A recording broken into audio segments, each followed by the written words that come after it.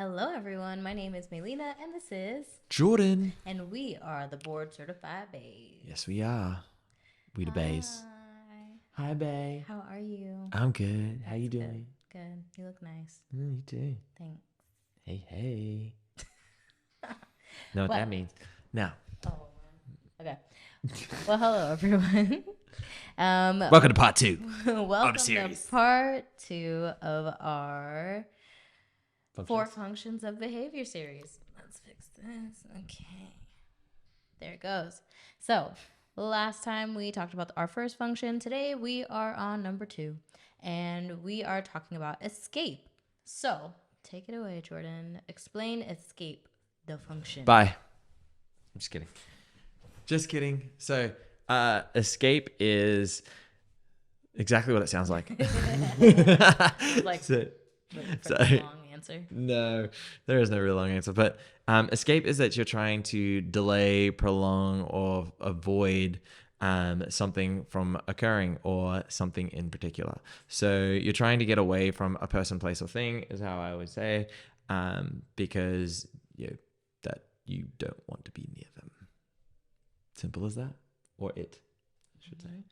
And so it can come in all different shapes and sizes, but again, just like we talked about with sensory, it's something that we all do, right? So if you're trying to escape, you just don't want to be around whatever is bothering you or you're not interested in. And I think that's the most important piece.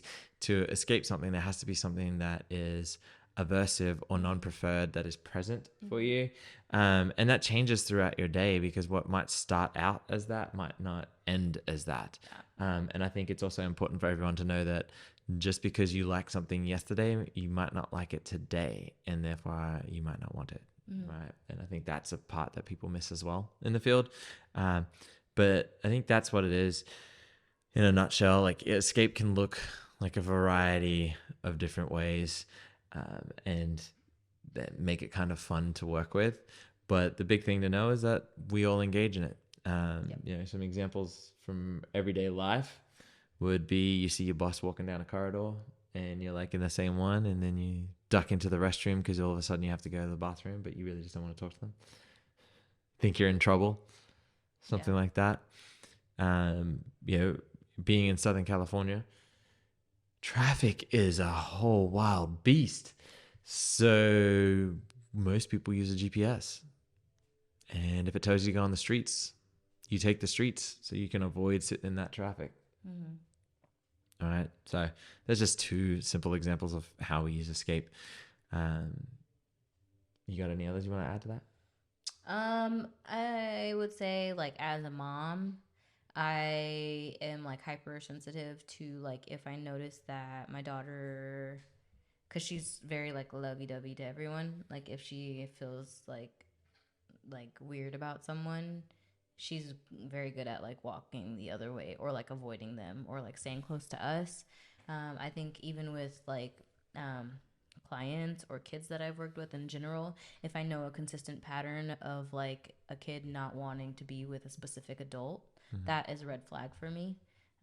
So I will like usually it's like some sort of behavior, like whether it's like all of a sudden the kid is upset every single time this person comes around, or exhibits a specific behavior that is problematic every time this specific person is around.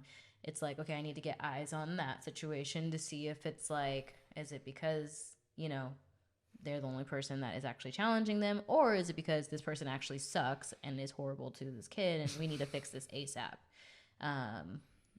So I feel like seeing behaviors within children in general, towards adults, I'm like hypersensitive to. Like, even at the park, as a bystander, I'll be like, if I see something that feels weird. Sure. I think that's just the nurturing person that you are. Maybe.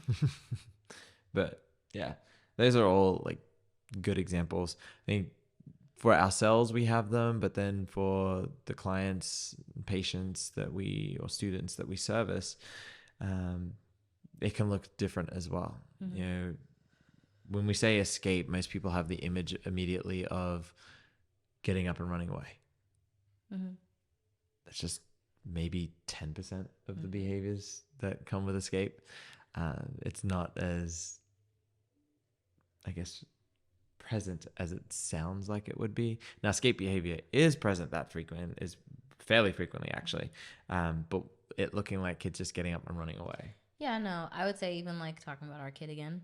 New thing that she's developed is she doesn't want to brush her teeth, so she'll all of a sudden try to hug us Yeah. and like bury her face in like she's trying to nuzzle us and be cute, but really it's just her trying to avoid brushing her teeth. Cuddles. Yeah. Cuddles. All of a sudden you want to hug. Okay. Yeah. Right. And I think that's where people can get it wrong too. In situations like that, is like, oh, they're just being so cute. Like, but it's, you end up doing that, and you end up making that behavior happening more because it's delaying. And then you're like, why is she never brushing her teeth? That's weird. Why are her teeth falling out all of a sudden? Yeah. But yeah, I think it's important for us to know that. I think I've had some really fun ones going through, and I watching it stumble up the staff, I think can be fun to watch too as a BCBA, because you warn them about it and then they fall into the trap, and it's like, they're like, wow, they're asking me about my day. Yeah, I'm just gonna sit back and enjoy the ride here. I've had kids that will talk about anything other than what you're asking them to avoid talking about it. And it's like, oh, yeah, you're asking me about my day. Well, I'll tell you. And then they're like, oh, yeah, they're showing signs of social engagement. And they're asking, it's like, no, they don't. They don't care about you. They don't care about you right now. They care about getting away from this, so they have to care about you. Yeah. Right. And those can be fun to work through and work with. But the getting up and running away is just not always it. So when those things do happen in the field, we're taught to maintain the original demand. I say demand lightly, but whatever the original request is. So if it's we're going to do some homework pages, or we're going to work on this program, right? And if that triggers the behavior, that we maintain it and we follow through with it, because knowing that you are going to have to do it anyway, despite how much energy you put into a behavior, can help to prevent the behavior from happening. Now, there is the caveat to that, and that we have to be careful, because we have to focus on the assent side of things. And like, they have to be willing to work on those sorts of things, and you can't really just sit there and force a kid to sit down and do it. And that is, I was about to exactly say that. So, co-signing. Yeah, way to go, team. But yeah, we shouldn't be forcing anybody to do anything. But again, there are reasons within that. So if safety is a concern, I'm pretty sure we need to make sure that a kiddo is going to be safe throughout all of it. So just to escape, they can't be trying to break a window and getting out. Ooh, also a thing to touch on. I think a lot of people that aren't as like familiar with all the functions, I think a lot of times people think that elopement is oftentimes escaping, which it can be, but it could also be like not this function, another function we're going to talk about later. So that's also another thing too, is being careful to assume that elopement is always due to it wanting to escape a situation or a person or a place. Yeah, and I think it's fun too for those parents that are listening as well. Is like, it's one of escape, elopement is and avoidance is one of those that I think we over prescribe as a function of behavior. Like, they're doing this because they don't want to do this. Well, if we haven't spent enough time to analyze and understand conceptually what is happening, what the payoffs are, and all that are going into that moment, and we're just going based on the face value, then we haven't analyzed the variables enough to be able to determine whether or not it is. Yeah. And we can analyze and do those things quickly, but sometimes it takes a little bit of time. Absolutely. So, when I have, doing an assessment and parents are like, well, all they do is escape. It's like, well, let's have a look at that. What is your vision of escape? What does that look like for you? And then you can really dive into it and see those. But again, if we all engage in this behavior throughout our lives, then it's present every day in our life for some reason. Another example would be you left somebody on red and didn't respond to that text message. You're escaping a response. Not telling somebody you did something, right? Like crash their car. And then like Before you get too far into there, I want to go back. First of all, don't listen to what he had to say. That has nothing to do with anything that happened this week. So, so when I wanted to touch on what you were saying about escape and like how like parents are like, oh yeah, like they can be like, oh, this is due to escape, blah blah yeah, blah. Another one that I think sometimes we forget is that we need to make sure that we like took care of all the other variables first, like especially for like our non-vocal kiddos that can't necessarily, you know, like talk about what is going on for them. Sometimes it could be like health related, right? Like they have a hearing problem and we don't know, or they have a, you know, a stomach problem and we don't know, or you know, these things. So if there's ever any suspicion of like this might be like health related and that's out of our scope, then it's like, hey, before we say that this is escape, maybe go get this checked out, or look into this. Maybe they can't see, right? Like one of my kids, I thought, like for a second, I was like, okay, all of a sudden his attending is going down. Turns out, had some vision issues, right? And so, like, always taking all those things into consideration too, instead of being like, oh, it's escape. We need to work on this. Make them do it. Like, no, because you may be not thinking about things that are also happening in that moment. yeah. I think it's such a good point, and it brings up another one too. Is understanding the functions is super important to what it is that we do, right? Being able to really fundamentally be able to see and trace things back, but we have to put in the effort to trace them back to the function and figure out what it is, you know, controlling this behavior or the variables in this moment. And I think that that part is kind of missed in the field as a whole, if I'm to be honest, because I think we we're in a position that is to help others, right? And first and foremost, that is it. We get the privilege to provide a service to help kids, to help families, to help adults, you know, whatever it is that you may be, you know, working with at the time. But if we skip over these things, we're doing a disservice to those that we're servicing, right? We are also, like, I don't know if this is a word, dehumanizing them, right? Not looking at the whole person. Yeah, they're a human being. They're an individual that, you know, we're helping them to be able to fulfill the needs that they have in their life, right? Or at that time being that we get to, you know, service with them, which is amazing. But if we see it as like, this is my job, is to do X, Y, and Z to you or to your family, that is a horrible way to approach it. I think, and then that leads to creating robotic responses and individuals that are focused on being accurate versus, you know, truthful and honest and trying their best at things. And I just don't think it's fair for us to come in and say, this is, you know, oh, that's an escape behavior, so we're going to go and this is what we're going to do for that. Like, hold on.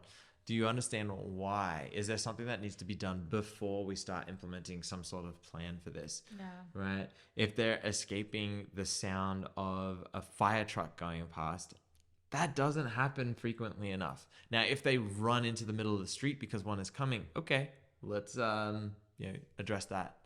But if somebody just covers their ears because a siren is too loud, what does it matter? Is it just you being proud and wanting to take something on that is Yeah. just wanting to take something on, or is it? That's it. There has to be a solid purpose for this. Yeah.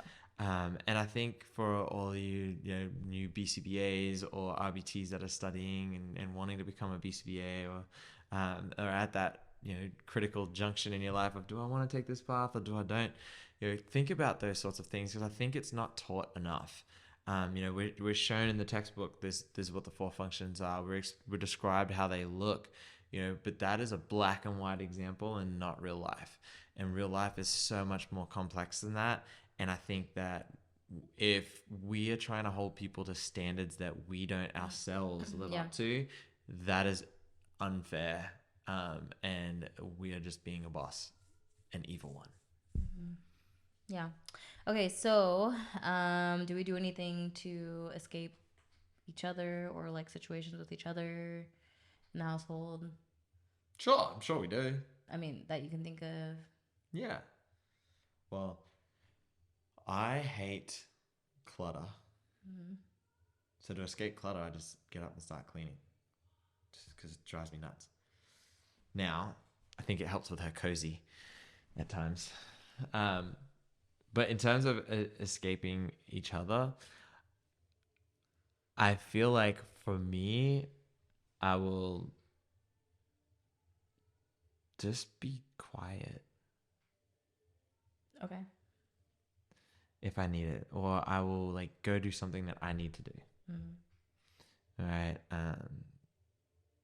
But I also feel like I get a good balance because I already have those times built into my day where I go to the gym and play sport, do other things that I'm away from you. So I don't really feel that I have to escape from you all of the time. It makes it kind of hard seeing we actually work together too. So we're like always there. But we work together, but We see each other at yeah, work. I'm We like, don't we like don't. actually get to talk. Yeah. Catching us on a lunch break together at the same time is rare. Yeah. But yeah, I will do something else, or if I think I think I'll also put a chore in there to do, like, oh, this needs to be done, so let me like have my me time and also do something that's going to help us both. Okay. So putting the dishes in the dishwasher, doing laundry or something like that. Yeah. Okay. I think for me, like sometimes on the ride home, I just need to be quiet and not talk at all. But it's not necessarily just you. It's just like I just need silence. Like I just want to crawl into a ball and hide, but like I have to drive, so like might as well just like drive as if I were in a ball, Silently. like silent. Just because that doesn't sound safe. I know, Maybe but that's you get what I'm why. saying? Like, Yeah, I can see. like I I'm can very see. extroverted, introverted. Things are making sense now. Yeah, shut up. In a Let's see. ball while driving. um, trying to think of what other escape things that I can think of.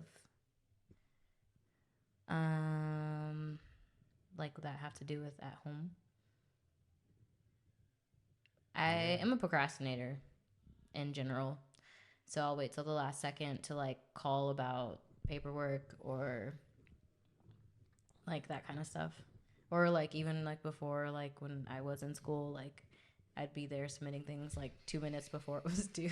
Yeah. So I feel like that carries over into like adulthood. So like I'll be like, oh my gosh, I forgot about this doctor's appointment until I get like the text message saying, are you here? And I'm like, you know, like that kind of stuff. But I don't know if it's always escape or Procrastination is a form of escape. yeah. So okay, procrastination, escape. Yeah. So like I will like have like yeah, it'll just be like you need to call us about this, and then. But granted, I think part of it is due to like all my like health issues that I've had throughout the years and all these things. So it just is not like it's just like one paper every 6 months. It's like so many things all the time. So yeah, I would say that's my biggest one is like there's just like papers and bills like all over the house. And George's like, did you call them? Did you call them? Did you call them? And I'm like, I will tomorrow. Yeah. Until it goes to collections. So I think escaping things for your health, ladies and gentlemen and children, is never a good thing. Gentlemen and children. Mm-hmm. That was a mouthful. I was just. While you were processing Yeah. what I said. Yeah. Yeah, you shouldn't procrastinate on health issues. I agree. I'm not disagreeing. Mm-hmm. So, anyways, that's mine. How can we do better? Communicate. Okay, so Like when you get in a car and we're together, say, I just need to sit in silence, decompress for the day. Okay. Then I won't think you're ignoring me. but I think that sometimes even if I say that, you still take it personal. Not if you tell me you're decompressing for the day. But I feel like you'll say things like, since you're decompressing for the day. And then I'll be like, I feel You've like never came to me and said you're decompressing for the day. No, but the other night when I was like, I'm just so tired. You said that after I had No. started stuff. Not true. Not true. I said, I'm just so tired. I need to sit my butt down. Right? And then he goes, can you take the dog down? Or you can do the laundry, but I know you said you're so tired. And I was like, That was us getting ready for bed. You had to get up anyway. I know, but it felt like a direct attack to me trying to tell you that I'm tired. It wasn't at all. It was just two things that needed to get done. Okay. You were going to walk by the door too, so like. Yeah, but I knew the laundry was longer. So you wanted me to do both? Well, I'm just saying. Okay. That you just happened to throw the because you're tired in there, and it felt like a dig more than like a. It actually wasn't for you. When I said that, it wasn't intended to be. I was like, you can choose whichever one's going to be easier for you to do, so you don't have to do it. Well, that was why. It was tone. So, anyways. Is that because you just woke up? No. Oh, okay. Well, the inner workings of our marriage and escape behaviors. And then for you, I'm just gonna tone. What can you do better? Well, I just said about myself. Are you talking about what I can do better? No, what we can as a unit. Why are you putting this all on you, all on me? I just said communication. I don't know. I think you've done better at being like, can you do this? If you need help, instead of being like just doing it and then like if I'm like sitting on the couch. So I mean, you're great. You're doing good. So I don't think there's anything you need to change as far as escape behavior goes. Because I don't escape behaviors. I'm just kidding. Oh, like no, I'm not gonna go there. Okay, anyways, yeah, that's all I got. All right, well, that's escape. Yeah. Thank you for listening to part 2. I'm gonna escape that comment and just avoid it and just go the other way. You're hilarious. Thank you guys for tuning in. We hope you have a wonderful week, and we will see you for the next function of behavior. Yeah. Adios. Props if you can put it in the comments before we get there.